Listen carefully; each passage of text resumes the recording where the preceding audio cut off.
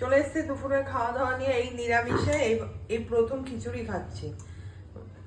অশোক যাওয়ার টাইম হয়ে গেছে, সোমবার যাবে। আজকে একদম সিম্পল, দেখো খিচুড়ির মধ্যে কুমড়ো আর আলু দেওয়া, আর এখানে এই যে ফুলকপিগুলো পকোড়ার মতো করা, বাদাম ভাজা, আর এখানে রয়েছে টমেটোর চাটনি, আর এর সঙ্গে নেব একটু ঘি। এই সিম্পল মেনু দিয়ে আজকে দুপুরবেলা করবো খাওয়া দাওয়া। আর এই কৌটোটা কি জন্য জানো?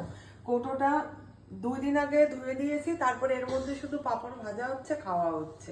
এই লাস্ট একদম রবিবার দিনই ধোবো, মানে কাল রাতের বেলা কেননা আবার কালকেও পাঁপড় লাগবে, সেই জন্য এটা এখানে রেখে দিয়েছি। যেহেতু এঠো বলতে এঠো কিছু না, মানে আমাদেরই ছোঁয়া, ওই দিকে নিলে লেগে যাবে, একটা জায়গায় পড়ে থাক।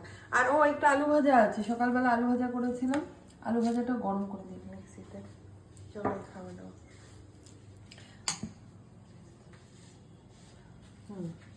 এবার ঘিটা